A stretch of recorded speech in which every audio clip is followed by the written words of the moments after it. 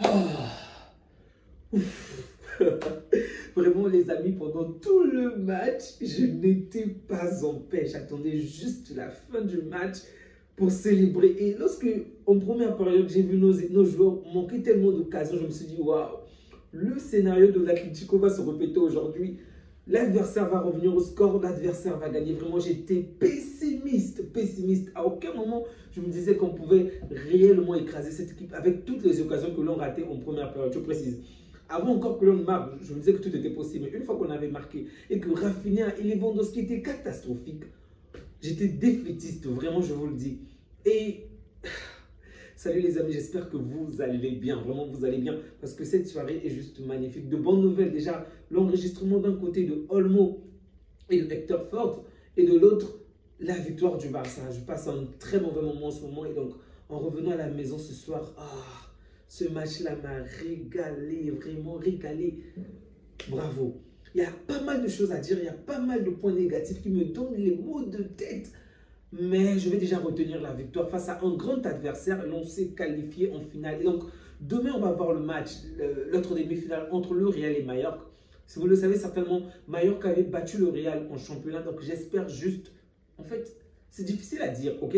De base, je ne soutiens pas le Real. Je préfère voir le Real s'incliner et perdre. Mais d'un autre côté, je me dis, avoir une finale de Classico, c'est beaucoup plus intéressant, c'est beaucoup plus attrayant. Si bien évidemment on gagne, ok? Je ne veux pas d'un Classico que l'on va perdre, bien évidemment. Donc, si on peut affronter le Real en finale tout en remportant le match, allons pour le Classico. Mais si jamais on venait à perdre, non.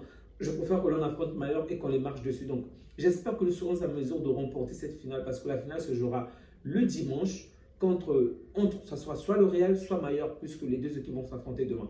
Donc, revenons déjà par rapport à notre match. Il y a pas mal de choses à dire. Déjà, défensivement, je me suis régalé. J'étais en paix parce que nos défenseurs assurent. Vraiment bravo. Et là, on n'a pas un Araujo sur le terrain. Mais bon sang, on n'a pas le maître sur le terrain. Et cette défense me rassure. C'est peut-être la seule ligne où je suis en paix sans aucun problème. Bon, le milieu également.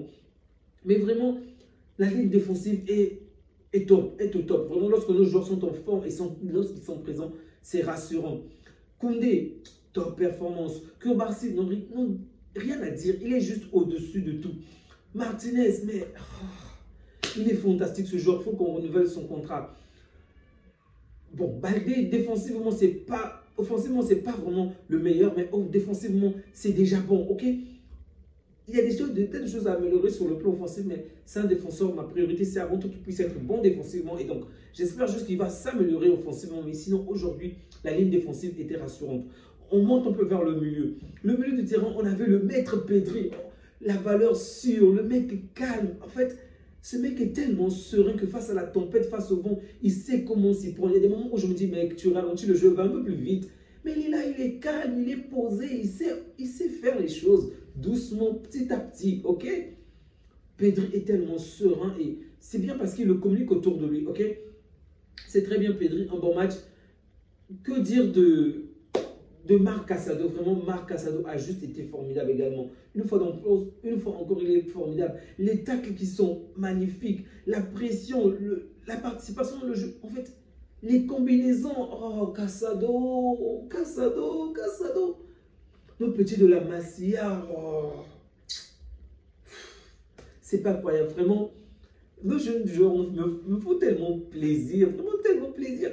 Vous vous rendez compte que sur le banc de touche, on a un gars comme Frenkie de Jong et on ne pense même pas à lui, vraiment. À la limite, on a même peur que Frenkie de Jong entre. Mais quelle est cette équipe où les jeunes, tout le monde veut voir les jeunes joueurs plutôt que les personnes plus confirmées, des personnes qui ont des grands talents. Mais cette équipe est... Vraiment, bravo, Visca, Visca. Donc, Casado qui est juste exceptionnel, mais en fait, allez, on attaque. Oh, on attaque. Mais avant, il faut dire que Gavi également était là et il a joué en 10, ok? Donc, on va dire, je l'ai plus trouvé en 10 lorsqu'il était sur le terrain. Et pour moi, il est potentiellement l'homme du match, ok? On va dire entre Gavi et Yamal. Bon, c'est difficile à dire parce que Gavi est buteur et même passeur. Sincèrement, si vous choisissez un des deux joueurs, je comprendrais, mais je vais dire Yamal, parce que Yamal vient d'une blessure, on a vu l'impact qu'il a eu en première période et même en deuxième période. C'est vrai que tout ne s'est pas bien passé, mais il a énormément fait alors que je ne m'attendais même pas à ce qu'il puisse être titularisé aujourd'hui. Je m'attendais à ce qu'il puisse jouer, gratter les 10-15 dernières minutes. Et là, on voit de quelle manière il est encore très très important pour cette équipe. Bon, c'est difficile à dire entre Yamal et Gavi, en toute sincérité. Mais Gavi a été tellement bon aujourd'hui. Déjà, il participe vraiment dans le jeu, il va de l'avant, le Gavi qui marque, oh ça fait plaisir, le Gavi qui tacle, le Gavi qui se donne à fond. Ça devait être en première période ou en seconde période, il s'est jeté, la balle était entre le pied du joueur de Bilbao et le vide en fait. Gavi était un peu plus loin, il s'est jeté, il n'a même pas eu peur que le pied puisse... Mais je me dis, petit, tu mets ta vie en danger, mais...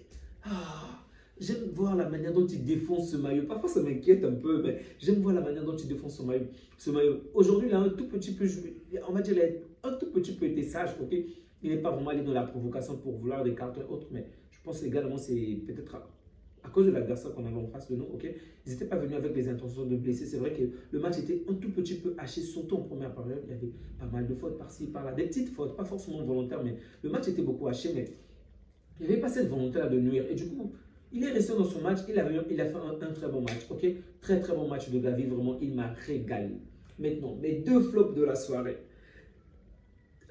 Lewandowski et Rafinha. Vraiment, je ne les ai pas trouvés bons. Rafinha, c'est encore bon dans la mesure où il se donne à fond. Lewandowski également, mais Rafinha se donne beaucoup plus. Il participe défensivement et offensivement.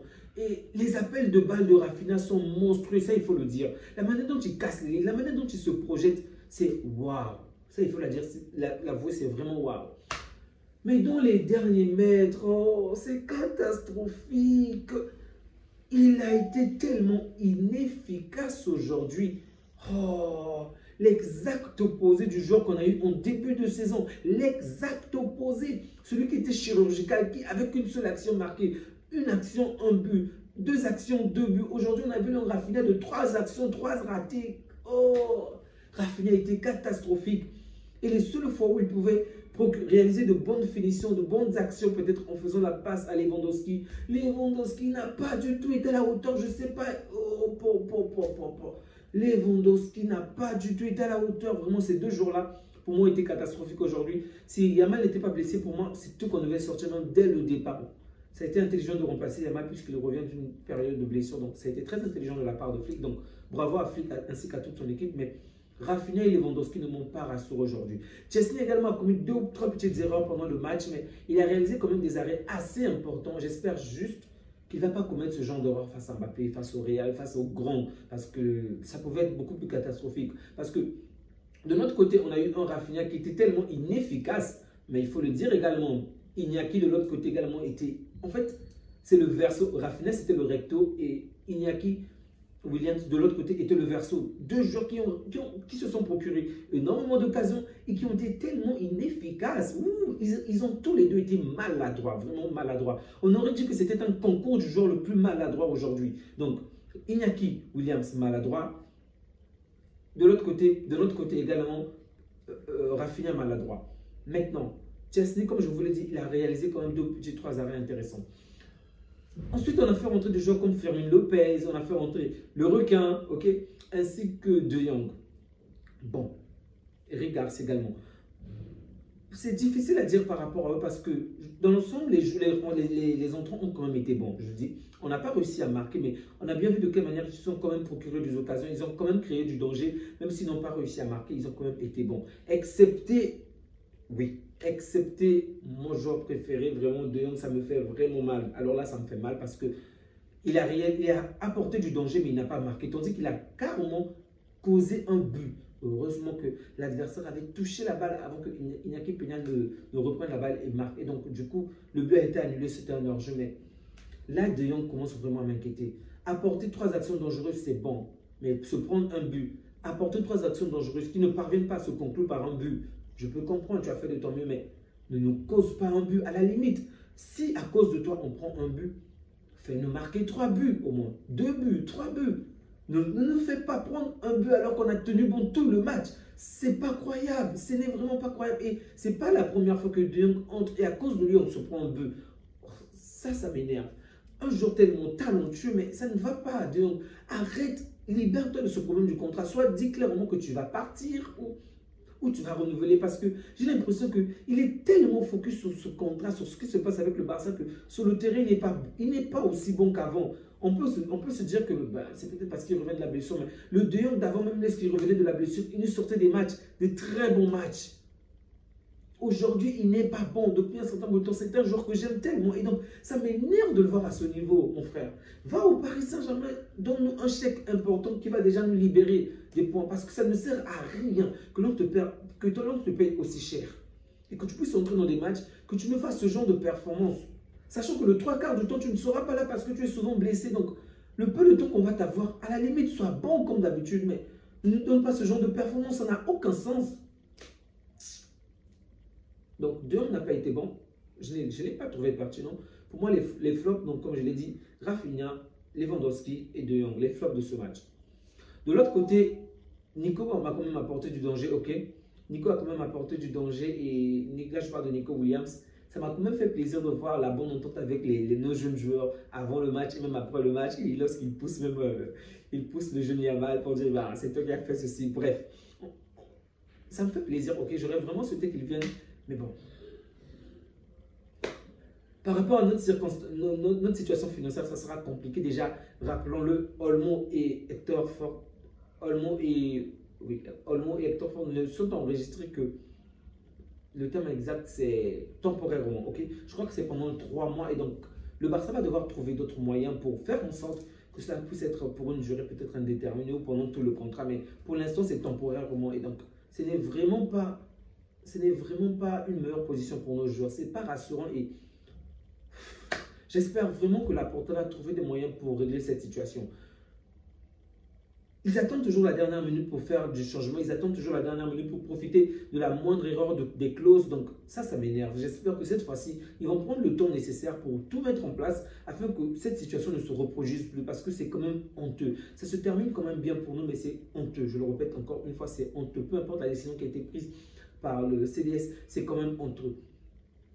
Donc, les amis, on va s'arrêter là pour la soirée. J'ai hâte de voir ce qui va se passer demain. En espérant d'un côté que nos voisins se fassent casser la gueule. Bien évidemment, je veux voir, d'un côté, je veux voir ce classico, mais de l'autre côté, voir le Real perdre. C'est toujours jouissif, c'est tellement satisfaisant que je suis partagé, ok, entre les écraser en finale et les voir s'écrouler demain. Donc, les amis, prenez bien soin de vous. Surtout, n'oubliez pas de profiter des vôtres. Prenez soin des vôtres et que Dieu vous garde. On se dit à bientôt.